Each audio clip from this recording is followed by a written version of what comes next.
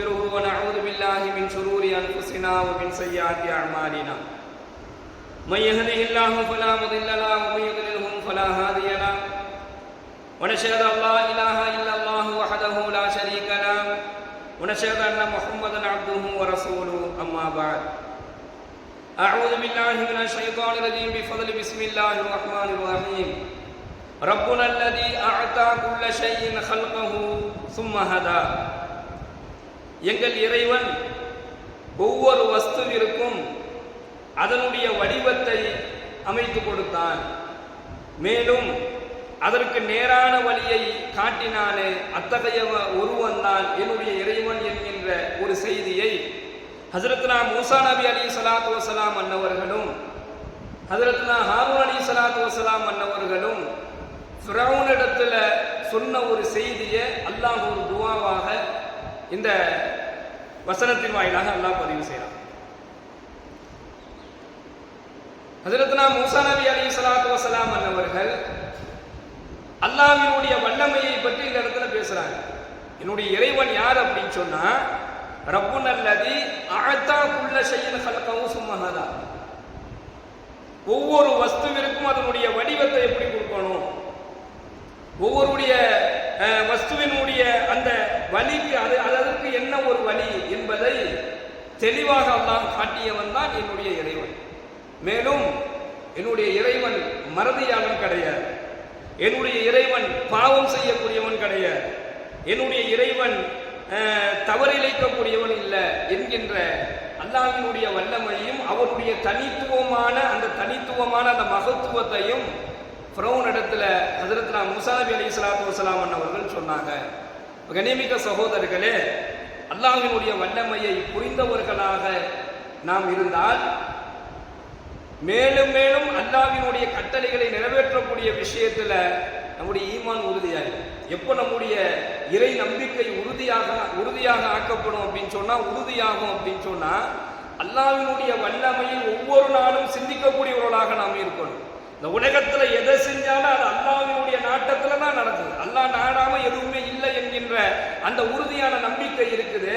அது எந்த மனிதனுடைய உள்ளத்துல நிலை பெறுதோ அப்பதான் இபாதத்துகளை அவன் சரியா செய்ய ஆரம்பிக்கும்.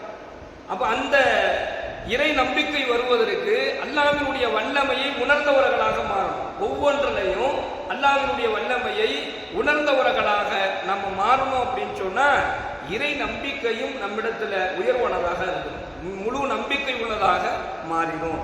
இப்ப அல்லாஹ்வினுடைய வல்லமைகள்லாம் எப்படி இருக்கும்னு சொன்னா, எப்படி அல்லாஹ் கொடுப்பதில் வல்லமை மிக்கவனோ தன்னுடைய அடியார்களுக்கு அள்ளி வழங்குவதில் அல்லாஹ் எப்படி வல்லமையானவனோ, தன்னுடைய அடியார்கள் பாவம் செய்த தன்னுடைய அடியான் தன்னிடத்துல யா அல்லாஹ் நான் பாவம் செஞ்சிட்டேன் என்னை மன்னித்து விடு என்பதாக அவன் மன்னிப்பு கேட்கும் போது அவனுக்கு மன்னிப்பை வழங்குவதில் அல்லாஹ் எப்படி வல்லமை மிக்கவனோ, ஒரு அடியான் அல்லாஹ்விடத்துல அவனுடைய தேவையை கேட்கும் பொழுது அந்த தேவையை கொடுப்பதில் அல்லாஹ் எப்படி வல்லமை மிக்கவனோ, அல்லாஹ் கருணை காட்டுவதில் எப்படி வல்லமை மிக்கவனோ, அதே போன்று எல்லாம் வல்ல இறைவன் தன்னுடைய அடியார்கள் மனிதர்கள் செய்த பாவத்தை விசாரிப்பதிலும் அல்லாஹ் மிகவும் உறுதியானவனாக இருக்கிறான். வல்வசனு யௌமைதினில் ஹக், அல்லாஹ் குர்ஆன்ல சொல்றான். நன்மை தீமைகளை எடை போடுவது உறுதி அப்படின்னு அல்லாஹ் சொல்றான். நன்மை தீமைகளை நாளை வறுமை நாளையில எடை போடுவது உறுதி, அதுல எந்த மாற்றமும் இல்லை. நிச்சயமாக அங்கு நிறுக்கப்படும். மீசான் என்று சொல்லக்கூடிய அந்த தராசுல நிறுக்கப்படும். யாருடைய நன்மைகள் என்ன அளவுகோல், யாருடைய பாவம் என்ன அளவுகோல் என்பது நிச்சயமாக அங்கு நிறுக்கப்படும். வல்மஸ்னு யௌமைதினில் ஹக்குன்ட்டான், அது உண்மையாக அது உறுதி செய்யப்பட்டது. அப்ப யாருடைய பாவத்தினுடைய நிலைகள் என்ன, நன்மைகளுடைய நிலைகள் என்ன என்பதை நிச்சயமாக அங்கு எடை போடுவது உறுதி. ஃபமன் சகுலத்து மவாஸீனுஹு ஃபஉலாயிக ஹுமுல் முஃப்லிஹூன், யாருடைய நன்மைகள் எடையினுடைய அந்த அந்த கணம் அதிகமாக இருக்குதோ ஃபஉலாயிக ஹுமுல் முஃப்லிஹூன், அவங்க வெற்றியாளர்கள் என்பதாக அல்லாஹ் சொல்றார். அவர்கள் வெற்றியாளர்கள். கண்ணியமிக்க சகோதரர்களே, அதிகமான நன்மைகளை நாம் செய்ய வேண்டும் என்று சொன்னால் அதிகமான நன்மையான காரியங்கள்ல நாம ரொம்ப முழு நம்பிக்கையோடு நம்ம செய்யணும் அப்படின்னு சொன்னா அல்லாஹ்வினுடைய வல்லமையை நாம் புரிந்தவர்களாக மாறணும். என்னுடைய இறைவன் மிகவும் உயர்வானவன், அவன் மகத்துவமானவன், அவனுடைய படைப்பு, அல்லாஹ்வினுடைய படைப்பு எப்படி இருக்கின்றது என்கின்றதை எல்லாம் உணரக்கூடியவர்களாக நம்ம மாறும். அந்த உணர்வு இல்லை அப்படின்னு சொன்னா எவ்வளோ பெரிய இபாதத்தாளியாக இருந்தாலும் அவன் என்ன செஞ்சிருவான்? அல்லாஹ்விடத்துல அல்லாஹ்வினுடைய வல்லமையை புரியல, அல்லாஹ்வினுடைய வல்லமையை அவன் தெரிஞ்சுக்கல அப்படின்னு சொன்னா அவன் எவ்வளவு பெரிய ஆளா இருந்தாலும் தூக்கி எறியப்படும். அதனுடைய உதாரணம் இப்லீஸாக இருக்கின்றான். அதனுடைய உதாரணமே இப்லீஸ் தான், ஷைத்தான் தான். கால ஹபித்த மின்ஹா ஃபமா யகூனு லக அன் ததகப்பர ஃபீஹா அப்படின்னு அல்லாஹ் சொன்னான். யாரை பார்த்து? ஷைத்தானை பார்த்து, இப்லீஸை பார்த்து அல்லாஹ் சொன்னான், நீ இங்கிருந்து இறங்கிடு, இது பெருமை கொள்ளக்கூடிய இடம் இதுவல்ல, இங்கிருந்து நீ வெளியேறு என்பதாக. ஃபஹ்ருஜ் இன்னக மின சாகிரீன், நீ ரொம்ப சிறுமை அடைந்தவனாக ஆகிவிட்டாய், எனவே நீ இங்கிருந்து இறங்கிவிடு என்பதாக. மிகப்பெரிய ஒரு உயர்ந்த அந்தஸ்துல, ஒரு உயர்ந்த பதவியில அல்லாஹ் இப்லீஸை வச்சிருந்தான்.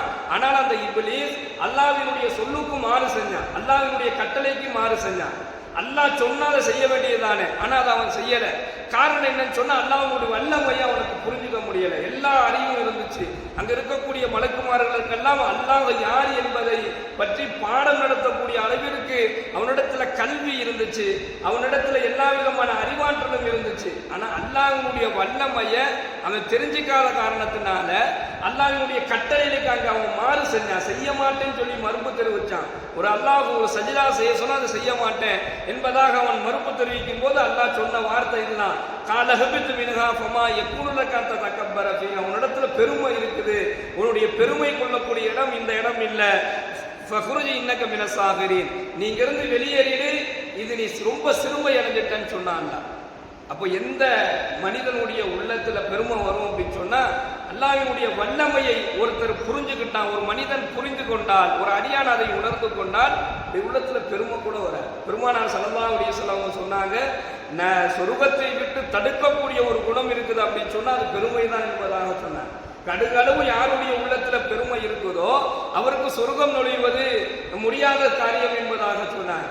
அப்போ அல்லாஹ்வுடைய வல்லமையை ஒரு அடியான் புரிஞ்சுக்கிட்டான் அப்படின்னு சொன்னா, அதை நாம் உணர்ந்து கொண்டோம் என்று சொன்னால் அல்லாஹ் அந்த பெருமை என்று சொல்லக்கூடிய குணத்தை விட்டும் என்ன செய்யப்பட்டோம்? நம்ம பாதுகாக்கப்படுறோம். ஹஸரத்துனா மூஸா நபி அலைஹிஸ்ஸலாத்து வஸலாம் அன்னவர்கள் சொன்னாங்களே, ஒவ்வொரு உயிரினங்களையும் சாதாரணமாக அவன் நடமாட திட்டமிட்டு பூமியில் பல்லாயிரக்கணக்கான பாதைகளை என்னுடைய இறைவன் அமைத்து தந்தான் என்பதாக சொல்றார். எந்த ஒரு படைப்பையுமே அல்லாஹ் படைச்சிட்டு அப்படியே விட்டுறல.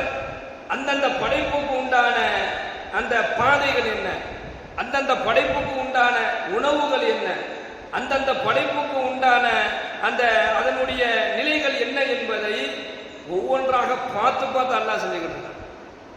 அப்ப இது மாதிரி யாரும் அதுதான் சொன்னாங்க மூஸா நபி, என்னுடைய இறைவன் சாதாரணமானவன் கிடையாது, ஒவ்வொரு உயிரினங்களையும் படைச்சு அந்த உயிரினங்களுக்கு தேவையானதை, அதுக்கு உண்டான பாதைகள், அதுக்கு உண்டான வழிமுறைகள், அதுக்கு உண்டான உணவுகள், அது வாழ்றதுக்கு உண்டான தேவைகளை எல்லாத்தையுமே என்னுடைய ரப்பு கொடுக்குறான் என்கின்ற செய்தியை ஒரு ஃபிரௌன் இடத்துல, நான் தான் இறைவன் என்பதாக சொன்ன ஒரு கொடிய அரசனிடத்துல, ஒரு ஃபிரௌன் இடத்துல இந்த ஏகத்துவத்தை அவங்க சொல்லி எடுத்து வைக்கிறாங்க அப்படின்னு சொன்னா, அருமையான சகோதரர்களே, அல்லாஹ்வினுடைய வல்லமையை இந்த துவா நமக்கு உணர்த்தி காட்டுது.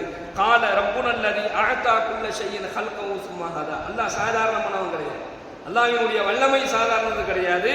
அவன் ஒவ்வொரு வஸ்துவுக்கும் அதனுடைய வடிவத்தை அல்லாஹ் கொடுத்துட்டு அதற்கு நேரான வழியையும் அல்லாஹ் காட்டிக்கூடியவனாக இருக்கிறான். இந்த வல்லமையை உணரக்கூடிய அந்த நிலையை அல்லாஹ் நமக்கு வழங்க வேண்டும். கண்ணியமிக்க சகோதரர்களே, மேலும் பெருமானார் ஸல்லல்லாஹு அலைஹி வஸல்லம் அன்னவர்கள் சொல்லி காண்பிக்கின்றார்கள், ஒவ்வொரு நாளும் அல்லாஹ்வினுடைய படைப்பினங்களை பற்றி சிந்திப்பதும், அந்த படைப்பினங்களில் இருக்கக்கூடிய அந்த ஆச்சரியங்களை பார்த்து அல்லாஹ்விற்கு நன்றி செலுத்துவதை அல்லாஹ் விரும்புகிறான். ஒரு அழகான கட்டடத்தை பார்க்கிறோம், அல்லது ஒரு இயற்கையான அழகான ஒரு மலையை பார்க்கிறோம், இயற்கையான ஒரு காட்சியை பார்க்கிறோம். எதை பார்த்தாலும் அதை பார்த்த உடனே அது அல்லாஹ்வினுடைய படைப்பு என்பதை பார்ப்பது மட்டுமல்லாமல் அதை கண்டு ஆச்சரியப்பட்டு அல்லாஹ்வை புகழ்வது இருக்குது, அதை அல்லாஹ் விரும்புகிறான். அல்லாஹ்வினுடைய வல்லமைகளை உணர்ந்தவர்களாக, அவனை பற்றிய அந்த ஒவ்வொரு நாளும் அல்லாஹ்வினுடைய வல்லமைகளை அறிந்து கொள்ளக்கூடியவர்களாக இருந்தால் ஈமானும் இறையச்சமும் நம்மிடத்தில் இன்னும் அதிகமாகும் என்பதை இந்த துவாவின் வாயிலாக நாம் தெரிந்து கொள்ள முடிகின்றது. எல்லாம் வல்ல இறைவன் ஹஜ்ரத்னா மூசா நபி அலைஹிஸ்ஸலாத்து வஸ்ஸலாம் அவர்கள் எப்படி அல்லாஹ்வுடைய வல்லமையை உணர்ந்தவர்களாக அந்த ஏகத்துவத்தை எடுத்து வைத்தார்களோ, அதே போன்று அல்லாஹ்வினுடைய வல்லமைகளை உணரக்கூடியவர்களாக அந்த கல்வி ஆற்றலை, அந்த ஞானத்தை ரப்புல் ஆலமீன் நமக்கும் அதன் மூலமாக நம்முடைய ஈமானை அல்லாஹ் தஆலா உறுதியாக்கி வைப்பானாக. வாயிரதவானா அல்ஹம்துலில்லாஹி ரப்பில் ஆலமீன். அஸ்ஸலாமு அலைக்கும் வரஹ்மத்துல்லாஹி வபரகாத்துஹு. சுப்ஹானல்லாஹ்.